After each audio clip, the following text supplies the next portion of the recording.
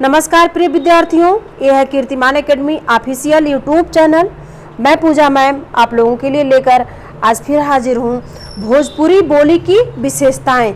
कल मैंने पूरी भोजपुरी का क्षेत्र, भोजपुरी के सारे मतलब कहाँ कहाँ बोली जाती हैं, किस तरह से भोजपुरी का उपभाषा और उपबोली कैसे कैसे विकसित हुई है, तो उसका मैंने सारा डिटेल में बताया है। आज उसकी विशेषताएं बताने चल रही हूँ।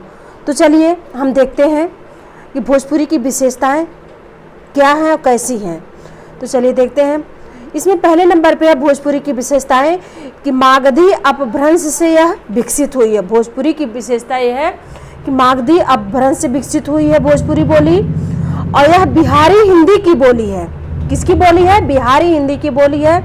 और यह इकार बहुला बोली है। इकार मतलब हर शब्द में इकार लगा हुआ होता है। इसी तरह यह स्वर के साथ होता है। तो इसमें स्वर कौन कौन से यूज हुए हैं? अति ह्रस्व स्वर, दीर्घ स्वर और ह्रस्व स्वर, यानी ये तीनों स्वर इसमें इस भाषा में, इस बोली में यूज होते हैं। और यह व्यंजनांत बोली है, यानी व्यंजन जरूर लास्ट में होता है।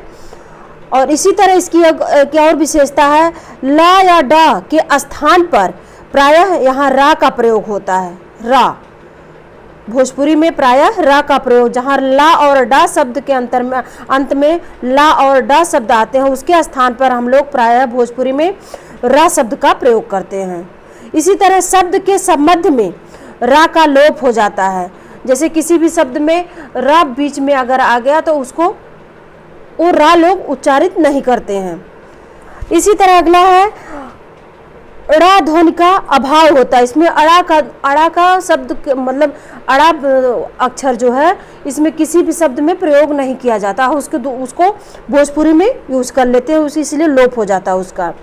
इसी तरह तालब्य सा और मूर्धन्य सा, नहीं तालब्य सा और मूर्धन्य सा और बा के स्थान पर हा का प्रयोग होता है।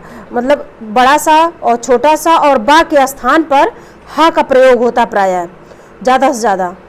इसी तरह अंगा स्वतंत्र ध्वनि है इसमें। और आ जो है छोटा आ अर्ध विपरीत ध्वनि है। इसके अंतर्गत अर्ध विपरीत ध्वनि है, मतलब जब उच्चारित करते हैं आ का प्रयोग कर तो थोड़ा सा मुख खोलते हैं ओठ को। इसी तरह इसकी विशेषताएं हैं इतनी।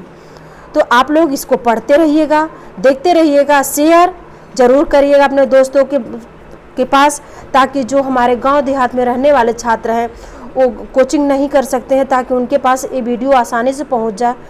तो आप लोग स्वस्थ रहिए, मस्त रहिए। तब तक के लिए धन्यवाद।